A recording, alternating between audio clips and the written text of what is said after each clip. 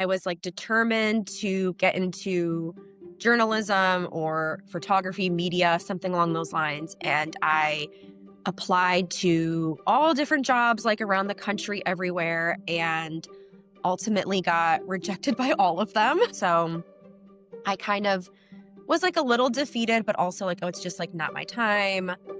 Maybe I'll come back to this sometime. So I pretty much put my camera away and didn't touch it for, oh my gosh, like 7 years. It just sat in my closet. For our founder story today, we are talking to Taylor from Gold Horse Media. She has been a brand photographer, videographer, social media manager, and marketing strategist for brands like Battori, Veltri, Mark West Denim, and top riders in the sport from Lauren Billy Shady to Tammy Smith.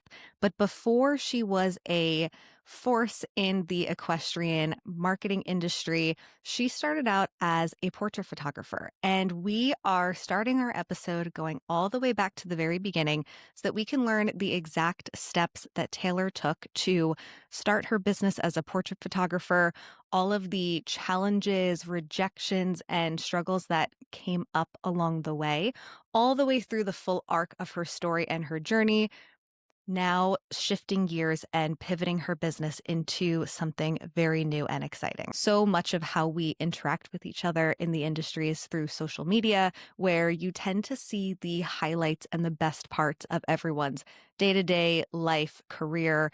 Those day in the life videos that we all love most of the time only show maybe some of the most exciting details that are happening in someone's day. And what I love most about this episode is how honest and real Taylor got, sharing some of the challenges that she's had over the years. And I think it's something that we can all keep in mind and learn from, pulling back the facade on how something may look on social media and really getting real into what some of these decisions we have to make as entrepreneurs in the horse industry. So I hope you enjoy today's conversation. And as you listen, if there are any questions that you have as you are listening to the episode that you wish we had asked during the conversation, send me a DM. I would love to know. Maybe we can either get Taylor back on to answer some of those, or we will at least put them on our list to make sure that we ask the next guest during the next conversation. Yay. We're here. We're here. So, Taylor, we have been friends for a while now, and I have heard bits and pieces of your Gold Horse media journey over the years. But I am so excited for you to share this with everyone who's listening to the Stable Exchange, because I know as a friend how much value there is in your story and kind of all of the peaks and valleys. But I'm excited to dig into it in a little bit of a deeper and more granular level and just go really deep so that people can understand exactly what steps you took to start Gold Horse, grow Gold Horse, kind of build it from the ground up, and where you hope to take it in the future. And I find a lot of entrepreneurs we talk to either have had the idea for their business in the back of their mind for a long time, or it's something that just came to them in the middle of the night and they kind of got that spark of inspiration. So I wanted to start this all the way back from the very beginning and have you tell us that exact moment when you said, this is exactly what I know I want to do.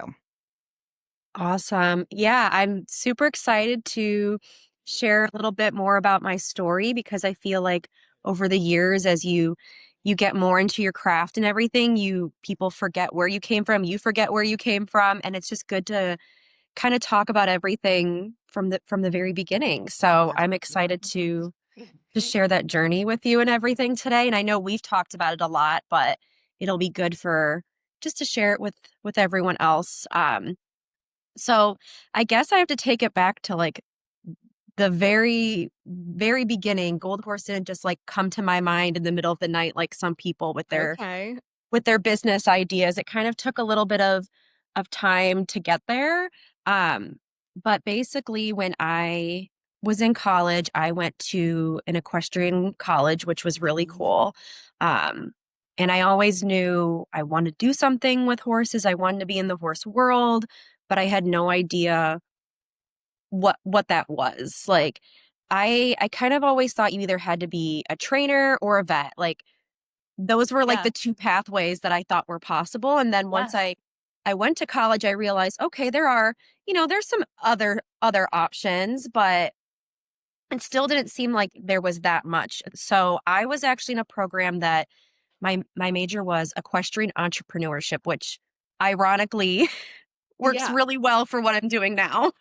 I remember you saying that when we first met, and I had never heard of an equestrian entrepreneurship major Mhm, before because exactly like you said, you either think you have to own a barn, be a trainer, or go to vet school. I mhm. had no idea that equestrian entrepreneurship even existed as a Yeah. college course, nonetheless. Yeah, I started my, like, journey in college as a pre-vet major, thinking that was what I Wow. was gonna do, and then very quickly realized I was not cut out for that job.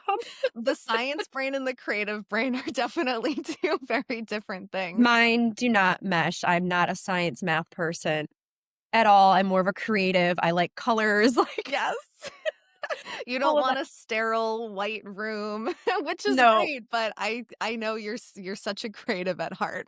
Yeah, yeah, exactly. So I kinda stumbled around for a little while trying to figure out what I wanted to do. I was in all of these business classes, and I always imagined and thought, "Oh, it'd be really cool to have a business one day," but really still didn't know what that would look like and everything. So I always had this creative side. I always loved photography. My One of my very first classes was just like some sort of like, I don't know, like experience life type class. And we got these like cheap cameras. Like I don't even remember what kind of camera it was. And I carried it everywhere. I took pictures of all the horses, all my friends with their horse. I started going to all of the horse shows and taking pictures of the team and Yeah, all that stuff, which then led me to an internship with IHSA, the intercollegiate team. right. Um, so I would go to all the horse shows in that zone, take pictures, and then I actually would interview like the coaches and the riders, and that was really fun. And for a minute, I thought I wanted to be like in journalism, Yeah.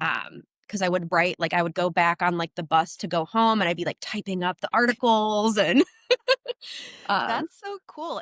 It's so yeah, funny because in a way it almost sounds like you started out doing what you're doing professionally right now before you even knew that that was a viable right, career path.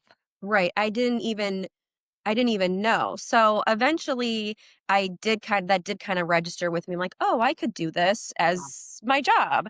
So over the years in college, I like put my portfolio together. I had this like nice leather binder with like all of my pictures in it and all like the articles I had been, published in like just like little magazines. Like, I mean, I guess I would say little, but like Horse Illustrated had like a article and stuff. So I saved all of those. I printed them all out, had them like, um, uh, I don't know, like glossy and Oh everything, my like god, ready to so like old show school. people. I And love that. I don't think you do that anymore, but But I think we should bring it back because yeah. I think we're both stationary girls. That actually sounds really nice. Yeah, like now when people are like, "Can I see your portfolio?" I'm like, "Oh, here's my Instagram." Yes. But I would love to be like, "Here's this beautiful leather bounded binder with all of my beautiful photos." But so anyways, I had that and I was like determined to get into journalism or photography, media, something along those lines. And I applied to all different jobs like around the country everywhere and ultimately got rejected by all of them. Insane. Yeah, so, I mean, I was young and, like, new to the industry and everything, and I know it's, like it's a tough industry to just, like, get into and everything, so I kind of was, like, a little defeated, but also, like, "Oh, it's just, like, not my time, maybe I'll come back to this sometime," so I pretty much put my camera away and didn't touch it for, my gosh, like, 7 years. It just sat in my closet. So, okay, first of all, that part that you just shared about getting rejected from the equestrian publications you applied to Mhm. is one of my favorite parts of your story because I think it really puts things into perspective for people, that idea of perseverance and not giving up. Although it does sound like you had a break between Yeah. applying for those jobs and then deciding to come back to photography. Mhm. Do you think that that rejection kind of knocked your confidence a little bit and made you say, you know what, maybe I do have to go down a more traditional career Mhm. path. Maybe this isn't the right route. Or do you think you ultimately would have still tried a more traditional career path? Um, I mean, I think if I would have gotten into one of those jobs, that would have just been my pathway. I don't Yeah. know if I would have still ended up here eventually because I do think I just naturally have like this entrepreneurial mindset. So I think in the back of my head, that was always kind of the goal. But maybe I just had to have other experiences before branching out on my Yeah. own. So I think either way, no matter what I did during that time frame, it would have led me somewhere in this direction, basically. Yes. So in a way, it probably in a roundabout way ended up being a blessing in disguise because you probably wouldn't have gone out and gotten all of the other experience that you Mhm. did in the meantime to eventually come back to it. And you may not have started something for yourself. You may have just continued to work for these other Yeah. brands, which also isn't a bad thing, but there is something so special about creating and growing your own business. Yeah, definitely. I mean, there is definitely something about rejection that either propels you and like motivates you in like a different way and you just get back on your feet, get back on the horse and just do it again. So, Yeah. um I mean, I am glad that it didn't work out the way it did ultimately. Yeah. And when so after you got those rejections and then put your camera down for those 7 years, what were you doing during that span of time? And what was that nudge or that specific moment that brought you back to your camera and brought you back to wanting Yeah. to be a photographer? Yeah, that's a good question. So, I was still riding horses, like that never went away at all during my life. Like I was always around horses and I always knew I'm going to be in a barn some way somehow, whether I work with horses or not, like that's just something that'll never change. So that was nonstop. But then as far as like work goes and everything, I worked for the college that I went to and I was a recruiter, and that was really cool cuz I was like specifically a recruiter for the equestrian program. So I So was still, cool. like, kind of in, like, the horse world and stuff like that, so that was really cool, and then my family owns a business, they own 2 restaurants, so I ultimately went back to helping them with running their business and everything, which was a lot of work and really hard, Yeah. um and that really, like, one, seeing my family, like, they were entrepreneurs and, like, having their own business and stuff like that, that always really motivated me to wanna have my own business. But then also seeing the way, like, working, like, in a brick and mortar type business was, like, something Ooh. I knew I didn't want to do. So it helped Oh. me really figure out, like, what I like and what I don't like about being a business owner. Yes. That's so interesting because you did choose a business that you can do totally online, totally remote. And if you never want to have an office space, you don't have to. And it sounds like that was somewhat of an intentional decision. Mhm. And I think that, as a horse girl, like you just wanna ride your horse at the end of the day, and that's all you True. wanna do. So I wanted to be able to have the flexibility to go ride my horse on a Monday morning or whatever. So I in the back of my head, I was like, "How can I build a business that lets me live the horse girl lifestyle," Yes. basically. So that's where my mind always was. Yes, yes, just kind of always chasing that dream and figuring out what's gonna be the path to get me there. So hmm what was that moment for you? Was it did someone ask you, "Hey, can you take some pictures of me and my horse?" Or was this kind of stirring in the back of your mind as you were grinding away at your parents' restaurant? Yeah, it well, a little bit of all of those things. I would be like at my parents' restaurant, or for another point in time, I did have another corporate job for a little bit that wasn't a good fit for me. And I remember sitting like in this like cubicle basically going like, what am I doing here? Like I'm not meant for these like white walls surrounding me. Um and I knew that I had my camera in the closet and thought about it. And I actually thought about selling it like multiple times. I was just like, just sell it. Like, you're never going to Yeah. pick this up again. And I'm really glad that I didn't sell it. It's like what people say, like, don't sell your saddle. Like, don't sell the camera. And True. basically, I just started playing with it again and was like, oh, I really do like this. This is actually something I'm passionate about. Yeah. I'm just going to do this for fun, take pictures of people and their horses and stuff. And then it just became, oh, do you do that like for a living? Like, can I pay you to come take pictures of me and my horse? And I was like, yeah. It's the perfect thing to start as a hobby and then eventually monetize. Yeah. Yeah, totally. So I started out just doing portrait photography. And that's like when you and I had first met, I was just Yeah. doing portraits, and not to say just doing portraits. There's a lot that goes into that, but I've definitely expanded a lot since then. But that's really how I got started running Yeah. my own business, was doing equine portrait photography.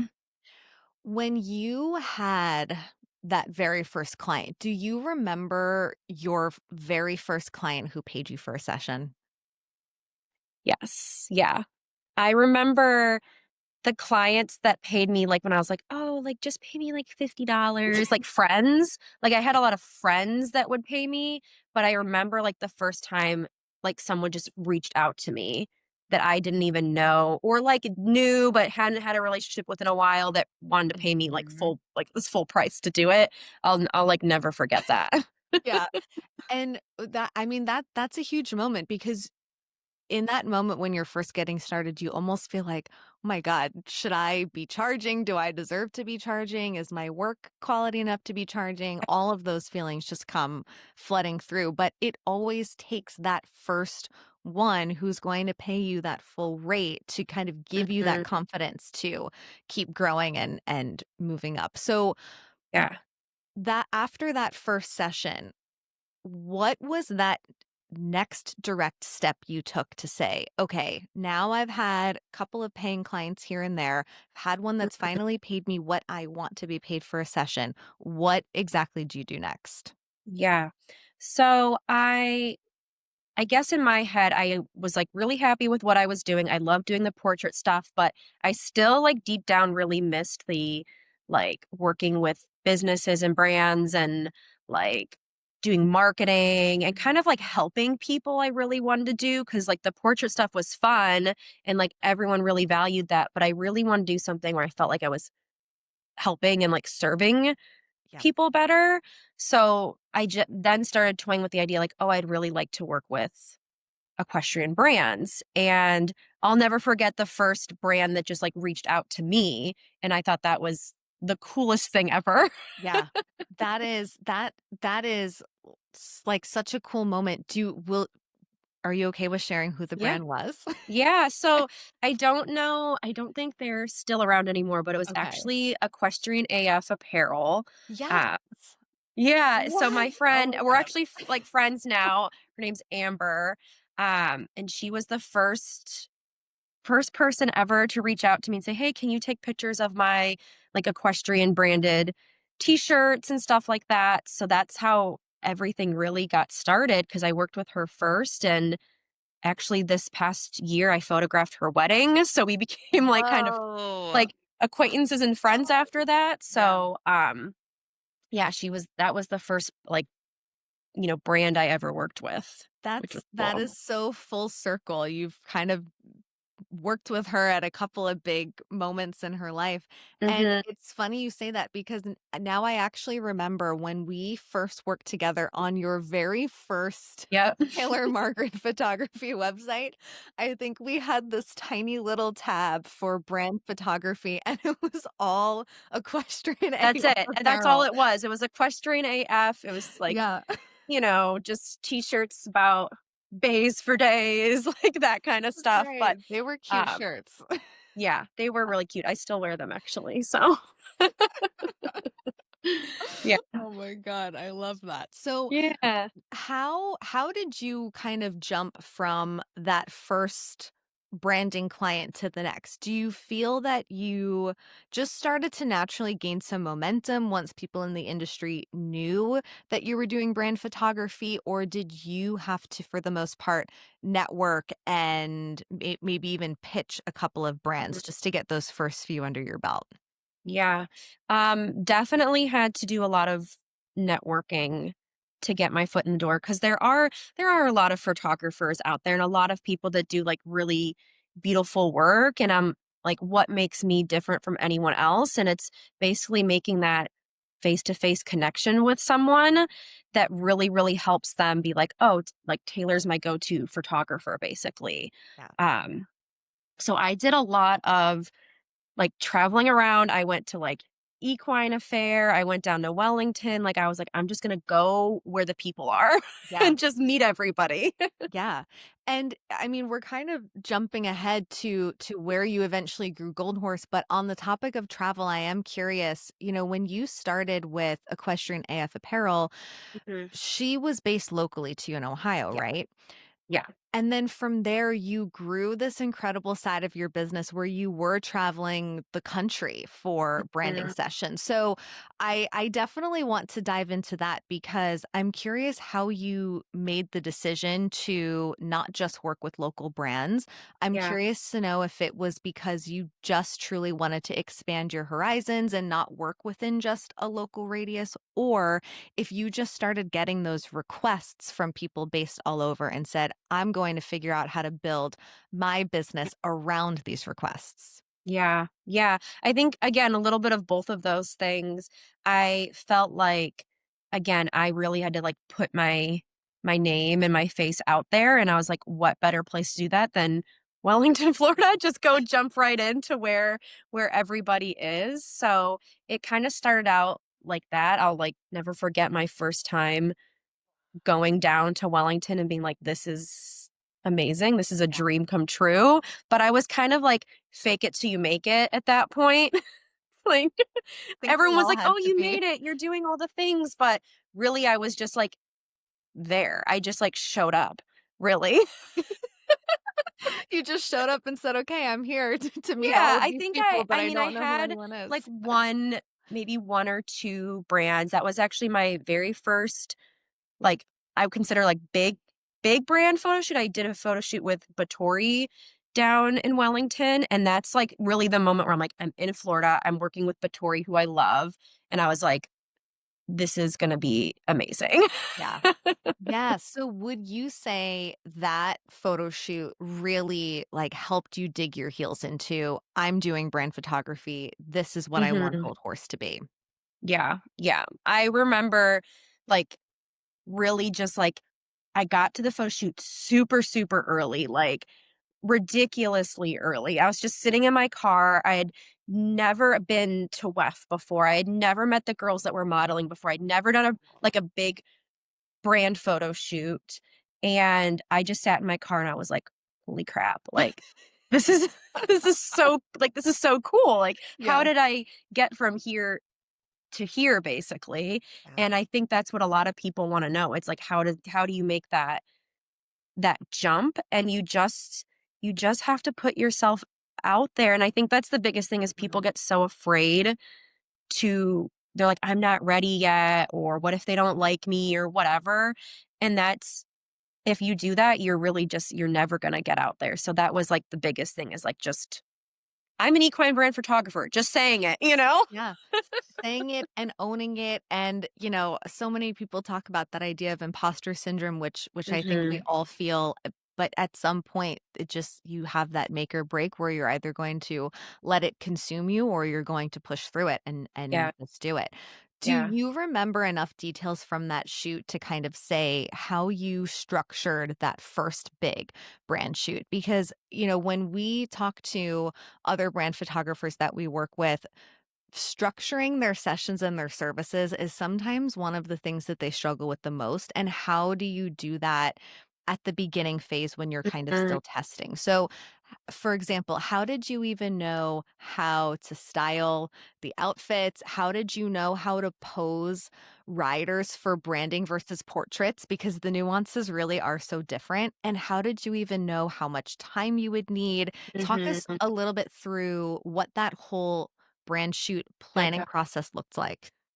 Wow. It's like it's hard. It's like crazy to think back to the very beginning because now I kind of have everything on like this wash and repeat style. Like I know like kind of like how much time things will take and details to look for and like organizing models. But yeah, that was my first time doing all that and I didn't know anyone in Florida, so I had to like put out like a model call and like just hope somebody like wanted to do it. And meet those girls for the first time and everything and trying to coordinate their sizing and Mhm. I kind of I I guess I didn't really realize like how much was going to go into it at the time because there's so many details that we have to look out for and it was really eye-opening for me to I was like, you have to be really, really good at it, paying attention to details Yes. and taking that person and that brand's vision and Mhm. putting it into real life. So it was really, really eye-opening for me and I learned a lot and I'm still learning a lot. Like every shoot I do, I'm like, oh, I should have done that. I'm gonna remember that for next time. So I think it's like just like an evolving and it's all you're always learning Yeah. basically. No, it's true, and I'm sure even with every brand that you work with and even every product that you're working with, you kind of see things a little bit differently each time, and I think so many it's so interesting because as a brand photographer, you have such a unique challenge of trying to position all of these brands that might be selling very similar Mm, products, positioning them differently to the same audience. So I can definitely see how all of those nuances of the details, like the details, I think is where you sometimes find the things that set these brands mhm. apart. So that's very cool. Yeah, So definitely. after that first big shoot with Batory, Mhm. just kind of quickly talk us through what the next couple of years looked like because I want to get us to the point where we're at your evolution that you're kind of Yeah, going through right yeah, now. So that gap between Batory and where you're at now, what's a good way to just kind of summarize like how your business evolved? yeah. I mean, it really is crazy, like, where it came from then and now because when I was that first photo shoot in Wellington, I was still working for my family, like, full-time at our restaurant, so I was trying to balance working at home and not having, like, necessarily, like, a desk job where I could kind of work on photos and editing on the side. It was very Yeah. much like, go work in the restaurant all day, then come home, edit photos till midnight, whatever. So it was really hard. Like, I almost got to the point where I was working 2 full-time jobs, Yeah. really. So and that was really challenging, and I remember, like, just this is all I wanted to do. I was like, so there's real I was like, "There's no giving up on it." You Well, know? I mean, Uh, good thing you had that feeling of like, even though this mhm, is really hard and it's such a grind and it's such a hustle, I know it's what I want to do. Like that's incredible that you didn't have those. I mean, we all have doubts sometimes, but it's amazing that you wanted to push through those challenges instead of saying, you know what, I'm gonna stay in my comfort zone. right. And I think what really makes or breaks anyone in having their own business is just not giving up, Yeah. truly. Like, you could be, like, not that great at what you do, but if you don't give up, you're gonna outrun the person that is really good that just gives up. So, So true.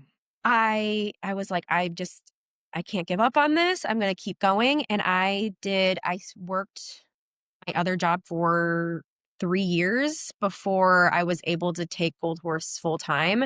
And I think that's important to talk about because so many people want things to happen really quick. Yes. Like in any business, anytime they're like, "Oh, I started this business," and they think, within a month or a year, it's going to take off and they're going to have this $1 million business. Well, that doesn't happen.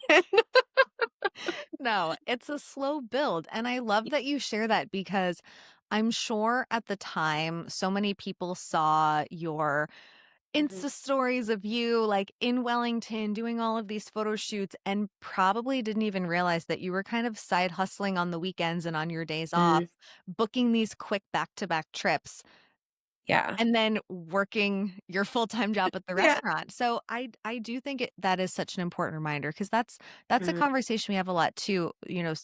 The goals of so many of the clients that we work with is to go full time. And a yeah. lot of times when I'm reading through people's questionnaires, they want to go full time within like 3 to 6 months, sometimes a year, which a year is a little bit more reasonable, but it's just not always I know. realistic. And it's hard. Like it's those 3 years or however long it takes for somebody is those are probably like the hardest years Yes. because you're juggling so much and you're like, can I make this work? Is this going to work? Am Yeah. I just burning myself to the ground? Like it's Yeah. really, really just physically and mentally exhausting. And I mean, I don't want anyone to ever feel that burnt out, but I really truly believe if you work really hard, you can get to where you want to be. Yeah. Would you say there was a moment that happened throughout that process that was one of your biggest like we talk about the peaks and the valleys. So, did you have a moment where it kind of felt like your lowest low in your business saying, I don't know how to solve this problem or I don't know how to get out of this cycle that I'm in? Is there a particular moment that stands out for you? Oh my gosh. There's a lot actually. And that's the other part that people don't see, like, Mhm. on Instagram and stuff. They see all of the highlights. They don't see, all the struggles and stuff. But no, there was a lot of moments where I'm like, what am I doing? I'm way in over my head. Um, I had one of the biggest things that I had to learn was I don't have to say yes to every opportunity or every person that comes knocking on my door. Yeah. Um, because I did. And that's one thing that everyone tells you is like, never turn down an opportunity, always say yes. And that's what I did. Like, I literally said yes to every single person and realized that was really destroying like my peace, my mental health, like just working with maybe like people that we didn't really mesh that well together or didn't have the same vision on things. Um, and so in those moments, I would be like, what am I doing here? Like Yeah. I I would feel like I had either failed the client or failed myself and really would be like, I'm not good enough to do Mm, this just because maybe someone didn't have the same visual like vision as I did. Cause yeah. essentially I'm trying to take what someone and you do this with websites, like you're trying to take people's words and then create something with it. Yes. Yeah. And you want to make sure your mind matches their mind, and that's not always possible. It's true. And that's one of the hardest lessons to learn, I think, when you're first getting started. You almost feel like you have to say yes to every opportunity in the Yeah. beginning because you know that that's how you learn, but not every opportunity is going to take you down that straight and narrow path that you kind of want to find. Right. Sometimes it can take you down all of these other roads that don't ultimately help you get to that bigger goal. Mhm. It's almost like you have to have that bigger goal and vision in mind so that you have that in front of you, even if it seems far down the road, so that you know what to say yes to that will help get you there and what to say no to that doesn't fit that vision of where you're trying to get to. Yeah. Yeah. I mean, I'm definitely still grateful for all of those opportunities because I learned so much from those experiences about like how not to run my business or what I should do differently. So I did learn a lot from that. And I'm just happy that I'm in a place now where I can kind of trust my gut a little bit more than I used to and be like, professionally be like, hey, I don't think this is going to be the best fit. Here's another recommendation for you, Yeah. that kind of thing. So that I think that was helpful. Yeah. I love that you mentioned trusting your gut because I think that that idea of intuition is so hard when I mean, on a personal level, it's hard Yeah. enough, but then on a business level, it's even harder, especially, Mhm. you've started growing a team as well. So now you have other people who depend on your gut and Yeah. intuition and setting the path for Gold Horse. So I love that you mentioned that because I think sometimes when we come to these difficult crossroads, we almost know deep down what the right answer is, but we let all of that outside noise of the what Mhm. ifs take control. Mhm. And I think that Yeah, intuition is so important. definitely. When Yeah. you were kind of in the trenches of all of those feelings, kind of saying yes to too many opportunities or maybe the wrong opportunities, did you consciously make the decision to say, I need to overhaul this? Or was that a more gradual process that you learned? Yeah. I mean, at the beginning, that was a gradual process to learn how to do that. And then more recently, it's been like hey, I'm hitting the brakes really hard and this all has to change like immediately. And I think that came with time. I don't think Mhm. when I first started, I would have been able to do that. But now, now I can trust my gut a little bit more and know when things are getting to be too heavy for me. Well, I want to switch gears and talk about that Yeah. actually because recently Mhm. you made a little bit of a big shift in your Yeah. business and I want you to talk about what that specific shift was and what led up to that decision and all the Yeah. things. Was it a quick decision? Did you think about it for a long time and then what was that trigger point, turning point for you that got you to where you are now? Yeah. Yeah, this is probably, like, more of, like, a trigger topic and everything, but I'm happy to talk about it because I think it's important. So, this past year, I felt super, super burnt out, just like, I had built this life where I was running around the country, taking photos of beautiful horses, absolutely loved it, but I was so burnt out. I had so many clients, which I'm extremely happy and, like, blessed to be able to say, but it was that mentality of, like, I can't say no to anybody, and I'm just gonna keep piling it on until I'm buried, basically.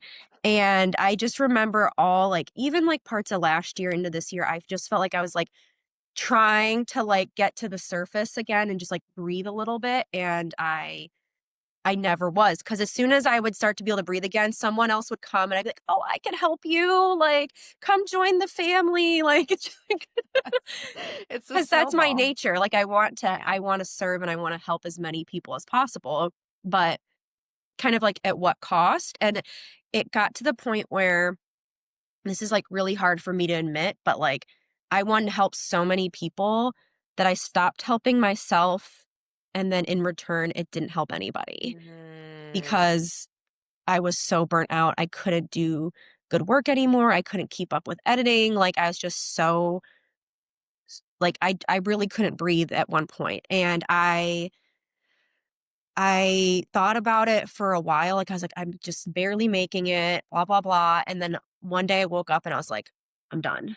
Like I'm just I'm just Wow. done. And I called pretty much like all of my clients and was like, hey, I hate to do this to you, but in like 30 days, I'm gonna have to like offboard and start fresh. I'm gonna need a break, all Wow. that stuff. And like, luckily, so many people were so understanding because I think they could sense it and like they could Mm. feel that for me and stuff. So I think it was like expected in a way, which makes me like, it makes me sad to like say that and everything.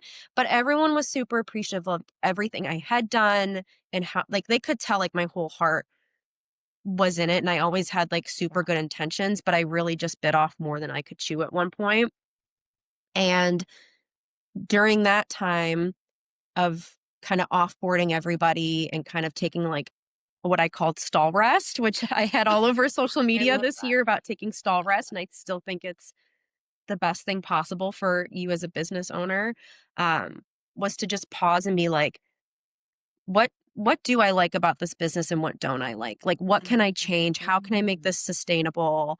So I'm still in that like rebranding phase in a way. And you know that obviously because you're helping me do my website and everything. But I say all this to say so that whoever's listening can know like it's okay to say no. It's okay to Mhm. take a break. It's okay to turn off social media, which Yeah. people really struggle with, Yes. and you can still come back stronger than ever, but you have to give yourself that time basically. So, That yeah. is I love that you're just like so real in saying all of that because I think it takes Mm, such a high level of self-awareness too to just kind of wake up and all of a sudden say like maybe I'm not running my business the best that it yeah. can be and maybe I'm not serving people the best that I can in the way that I'm running things right now. And I think Mm, not everyone can kind of look in the mirror and make that decision and say that. So I think that's mhm, incredible. And I love that you're sharing it so openly too because it is so easy like you said to watch the highlight reel of everyone's lives on mhm. Instagram and not really know how much someone might be struggling behind the scenes Yeah. even just with decision making on figuring out what to do and is this even the business that I really want because if you think about where you Mhm. started with your portrait photography in the Yeah. beginning, your business evolved so much in what, like a Yeah, five-year 5 year. timespan? Yeah. Yeah. Yeah, and that's okay, like, you're allowed to evolve and Yeah, change and do things differently. I mean, the world changes, so you have to change with it, and yeah. I think, like, just from between working with you, I think this will be, like, my 4th, like, website slash, like, rebrand, re-identity, like, so almost, like, once a year, it's crazy, but I think it takes, like, a lot of time to really figure out who you are and, Yeah, what you're good at and what you wanna do, yeah. so I love that you say that too because, some people feel so overwhelmed by the idea of picking, like, this is exactly what I'm going to do, yeah. and this is exactly who I'm going to be, and this is exactly what I'm going to offer. And it is important to make those definitive decisions. But over the years, it sounds like you've kept yourself very open minded to the ebbs and flows of how your business fits into your life, how Mhm. clients want to be served, and how the landscape of marketing and social media is changing because is always going to ebb and flow. So I Y imagine as a marketing expert, you have to keep yourself open to allowing your business to adapt to whatever yeah, the latest trend is or whatever's going not trends, but whatever's going to serve your clients best based on the current platforms and how they're being used. yeah, yeah, totally, and I think this year I learned a lot about myself and also my clients and the type of clients I Mm, want to work with. I had so many clients this year that were like, I just need a break. Like I need to take time off, but I'm too scared to like pause my social media because I've worked mhm. so hard to build this up. And a lot of us, like me working with like some of my coaching clients and everything, we had to work through those mental blocks of like, this is what's for the best for your business is to turn off social media for a week, a month, whatever, and know it'll still be there when you come back. Yeah. Um, so that was kind of like this turning point for me is like I want to be able to work with people that value their business but also like themselves in a way and not just be like running themselves into the ground. Like I kind of want to be an advocate for balance and being able to ride your horse on a Monday and still run your business. Like I don't want anyone else to feel like the way I ever felt. Yeah. So that's kind of why I wanted to hit pause and, restructure some things. Yeah. I love that. Would you say that working on growing your team has also Yeah. helped set that balance? Because I imagine it's nice when you can delegate or at least Yeah. have someone else say, you know what, I have to run to the barn. So can you make sure that this gets done or this gets posted? Yeah. And when did you know that you were ready for that first team member? And what was that first role that you knew you wanted to hire for? Yeah. Well, I guess if I wanted to take it like really far back to that, I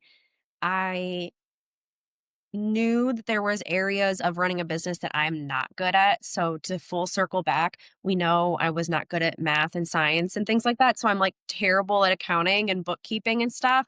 So very early on I was like I need someone that's going to do that for me.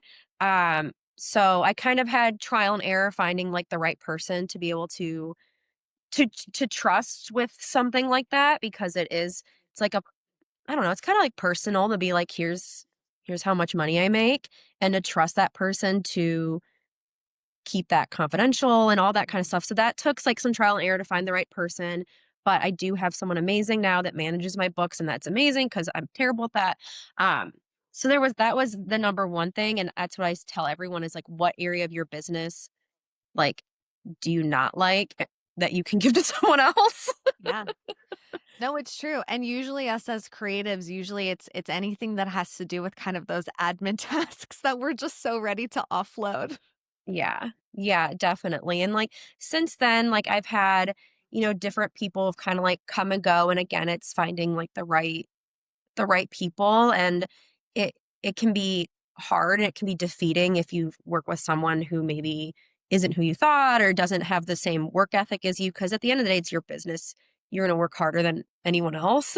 So true. Um, but I have found, a team that does seem to care about this job and about Gold Horse just as much as I do. And that has been like the biggest blessing this year because during that time where I've like stepped back and everything, like they've been able to step in and just kind of keep things running. So I do recommend that for other people is having like at least one other person that kind of knows your job. So if Yeah. you want to go to a horse show or if want to go on vacation, like you have someone else that can keep things running for you. Yeah. I do think that's one of the biggest challenges as a service provider is, we feel so connected to every touch point of communication, Mhm. everything that we offer, every dollar that we make comes as a result of us physically showing up and working and being there. Yeah. So it's funny, that's always something that I've struggled with too as a service provider, figuring out how do you grow that team so that things can operate at Mhm. least a little bit autonomously without me always having to be there, and it's a challenge. Yeah. What if you kind of think back to your full evolution now, because I almost think you've kind of come a little full circle in your business, Yeah. starting out with photography, offering a lot of different marketing offerings and social media management, and now really bringing things back to that core offering of what you love in terms of photography, videography, and then some other supporting marketing services. Mhm. What has been one of the biggest surprises along the way? Is Mhm. there anything that stands out in your mind? As far as like just what I've learned or just as far as like just the As industry? far as what you've learned, and I guess the Mhm. industry too, like because I imagine you didn't start out thinking that your business would be to the point where it is now. So what are some of those like little surprises that came up along the way that were good surprises, that were kind of like Yeah. those delightful surprises? Yeah. I mean, I think one of like the most amazing things, I don't necessarily know if it's a surprise, but just something that's happened is like the people that I've met through this business who've become my friends, like you, like we are such good friends now that I would have never met Yeah. you if I didn't start this business and honestly so many other people, like so many people have turned into to friends at this point and that was a big surprise. I never really expected that kind of level of friendship with people when I started this business, and it's almost turned into, like, its own little community, which I really, really love. Yeah. Yeah, it's funny when you start a business, you kind of think you're going to keep things very business, and when you have clients, you think things are always going to stay professional, but Hmm. there's something so special about working in such a niche industry because I do think we do have our own little community, especially on that equine service provider side or equine creative side. So I Hmm. definitely feel Yeah, that. I mean, and as horse people, like we always have like that core thing to Yeah. talk about no matter what. True. And I've have so many clients that have turned friends, and like we talk about all their things going on with their horse and their struggles with horses and things like that. And it's been just really, I don't know, I'm so happy to meet and have know the people that I know at this point. Yeah. Well, on that topic of connecting through horses, we haven't touched on a really big and important part of your story yet, which is really kind of at the nucleus of your brand, which is the gold horse. Oh, So, yeah. I want to know a little bit more about that deeper story behind Gold Horse, what inspired the name. I think a lot of us know, but I want to hear from you because Well, it now is I'm such gonna a cry. As no, soon as you you can mention cry. horses, like that, I just want to cry. Um, We're Gold getting really horse. deep now. Yeah, like, look, I'm like tearing up thinking about it.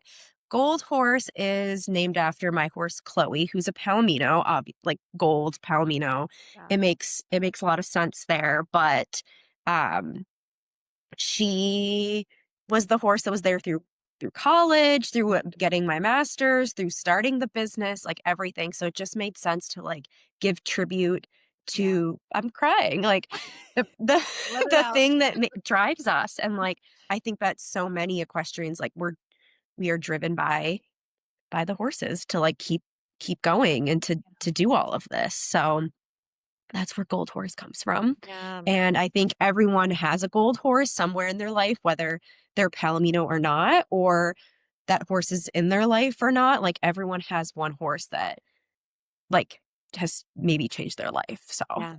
Yeah.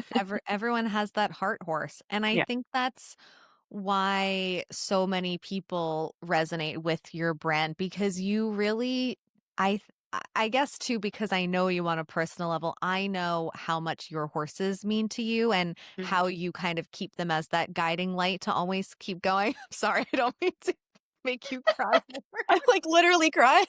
I didn't think I was gonna cry.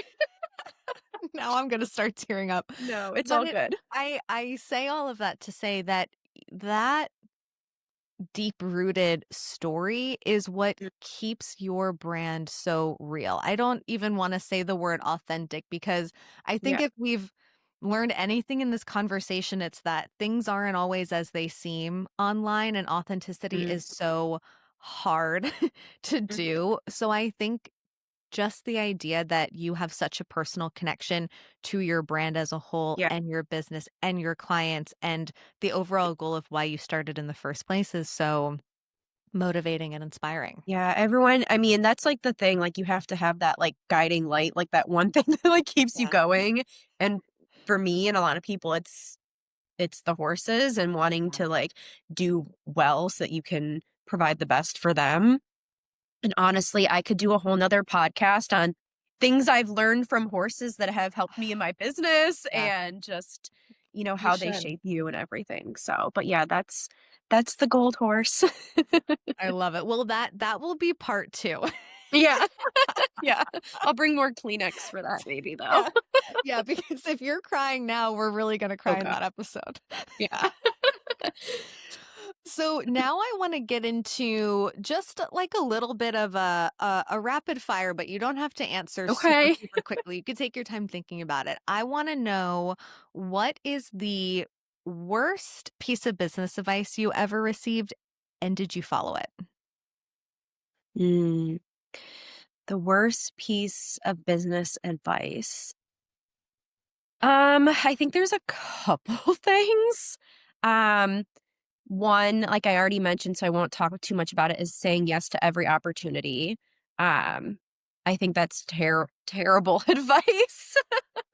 I think there's things that'll serve you and things that don't, and learning to like trust your gut on what is the best fit for you is always better than just saying yes to everything and then piling on all of these extra things and all of that. So that's like probably some of like the worst advice I was ever given. Yeah. Um, yeah, and then I think just like early on, I did a lot of like silly stuff, just like spending a lot of money on things I didn't need. Um, like in portrait photography, everyone's like, "Oh, it's all about the client experience," and I spent like hundreds of dollars on like gifts and like t-shirt merch. Merch killed me.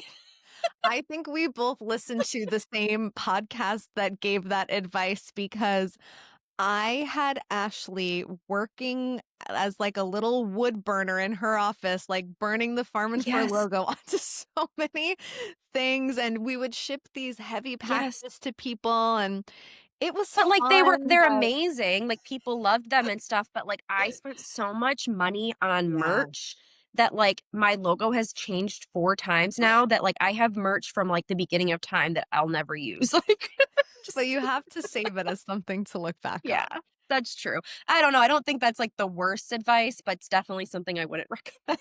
Yeah, no, it's a good cautionary tale. I mean, even Yeah. just a nice handwritten note will do just fine on some nice stationery. Yeah, exactly. So, I don't know, those are just, like, a couple of the things that, like, I learned, and I Yeah. mean, I think the other thing is, like, the same thing that I was talking about with, like, hiring people and, like, working with different people is, like, you can always say no to those opportunities as well because I feel like I brought on a lot of people and also, Mhm. like, maybe collaborated with people that maybe I shouldn't have, and that's a thing I see a lot with a lot of businesses and brands is they feel like they have to collaborate with every idea and every other person out there, Yeah. but sometimes someone might not align Yeah. with your personality, your values, like whatever, and you're allowed to say no to those things as well. So, Yeah. It's no, it's true. And it can be so challenging because I think, as service providers, we're so often working from one project to the next, and our income is tied to what we are physically capable of doing. And one of the hardest things is the idea of saying no, because if you feel mm, like in the moment, if you're saying no to something, you're saying no to income that you either really want or really need. But then the bigger picture that you might not even realize yet is you're saying no so that you can say yes to a right. project that maybe is going to get you where you want to go a little bit faster, or maybe even be a bigger opportunity. But I Mhm. know it's hard even for me still in those moments Yeah. to say no to a project that doesn't feel super aligned, but I'm like, I really want to make Yeah. this this money right now. It's Yeah. that's it's can be tough. And I think like the other thing I kind of had to learn over time is that, and it's so cliche to say, but like every time one door closes, another one opens. So every time I would maybe say no or close a door and one opportunity, like it's crazy, like almost immediately another door opens. I'm like, this is Yeah. perfect. This is what I've been waiting for. And I feel like if I didn't say no to that other opportunity, that other door wouldn't have ever opened. So, Yes. um, and So I don't true. want this whole podcast to be about saying no because I want it to also be about say hell yes to some things too. Well, yeah, and I think we say no to things so that we can say hell yes to the bigger and Yeah, better things. So I think that makes a exactly. lot of sense.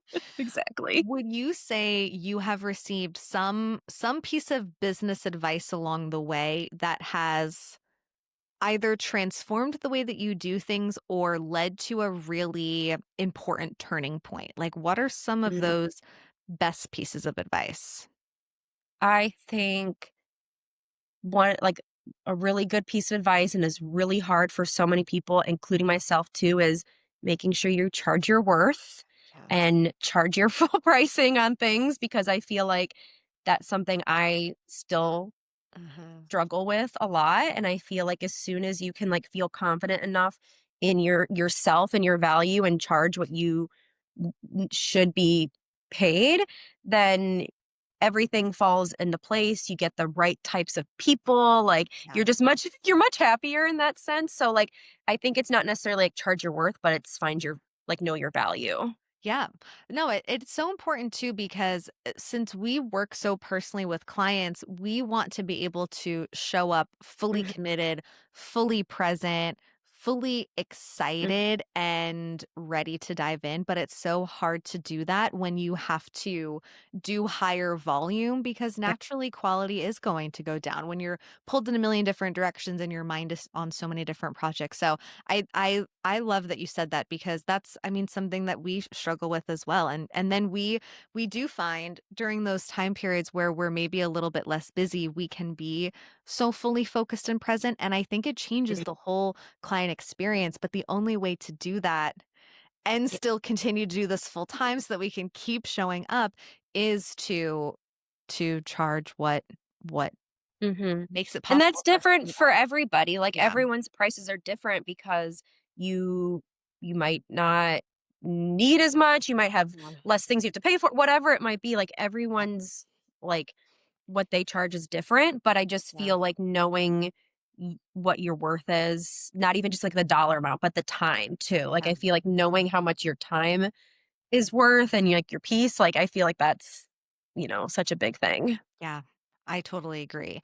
Hmm. What are you most excited about for what's ahead and what's to Yeah. come for Gold Horse? Even if it's just within the next year. It doesn't have to Yeah. be the full 5-year plan.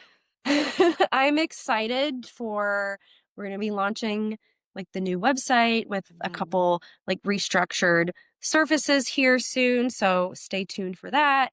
But I'm excited to I guess really feel like this is where I was meant to be at this point. Yeah. Like I just feel like there's been so many peaks and valleys. There's been so much trial and error and figuring it all out. Like I'm going to start crying again. This is a therapy session.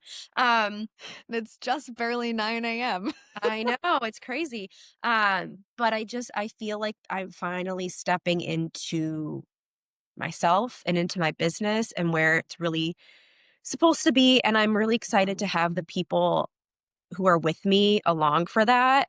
Cause I Mhm. feel like there's been times where I've maybe have been like carrying people with me that didn't really truly like belong with me in a way. And I feel like really strongly and really happy about who's with me right now and seeing them happy and successful. Like, and Yeah. my clients too. Like, I'm really excited about the clients that are going to be like really stepping into who they are as well this year. So, Yeah. yeah. I would love to we could even do a whole other episode at some point talking to you about how you've kind of grown and cultivated your team and Mhm. if there's anyone who maybe doesn't know your team members yet just from Instagram, you're going to meet them on the new website very soon because I do always love whenever we kind of get together or chat, the way that you talk about them, like I know that they're so important to you and to Gold Horse. So I think we could even just have a whole Yeah, separate I conversation know. And like, about I building and growing that. it makes me wanna cry just thinking about that because, like, my whole goal for myself has always been create a life you love and that you can ride horses and, like, Yeah. being able to give that to someone else is incredible. Yeah. So, Yeah. And yeah. even just over the years of having so many conversations about business together, I do think that this next iteration or era that you're moving into is one that you seem the most Mhm. excited about and seems to feel so aligned. So I'm very, very excited for you too. Thank you. I'm excited too. I have one final question. This Okay. is the question that we're ending every single founder story with. Okay. If another equestrian entrepreneur was sitting across from you right now, what is the one lesson from your journey that you would want them to walk away with? Oh my gosh. I feel like everything that comes to my head is so, like, cliche, That's but, okay. like It's cliche for a reason. like, I really just wanna, like I just wanna, like, tell them not to give up. That sounds so cheesy, but there is so much on the other side Mhm. of just following your dream and working really hard that if you're in a moment right now where you're balancing, like, 2 jobs and, like, all these things, like, my biggest thing is, like, just please don't give up. Like, it's going to be worth it, Yeah. and, like, I'm always here to talk about my Aw. story and to share it and to, like, just be an open door if anyone feels like they wanna give up, like, please reach out to me, and I will be happy to, like, encourage you because it's it is truly worth it once you like follow your heart. So, Oh, yeah.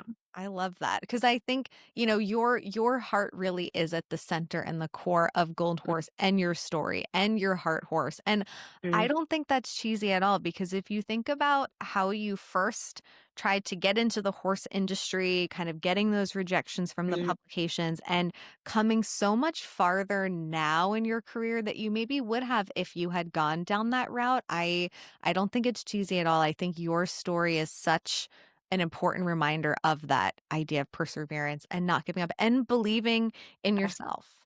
Yeah, yeah. I mean, 100%, like, just keep going, like, don't stop believing in yourself, Love that. and, like, it's all gonna work out.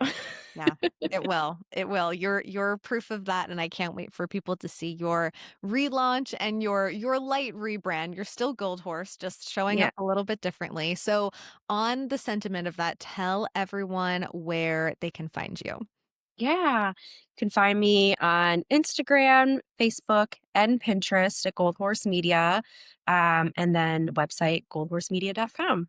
I love that you plugged the Pinterest Yeah, because I think that's going to be another marketing conversation we're going to have. yeah, So we'll just let that simmer for people in the meantime while we plan to record that episode. yeah. Well, awesome. Thank you so much My God. for having me this morning. This was really fun. I can't wait to do it again. Well, I'm sorry for the tears, but I love that we got really deep. Yeah, me too. It's good tears. It's good tears. Thanks, Taylor. Thank you.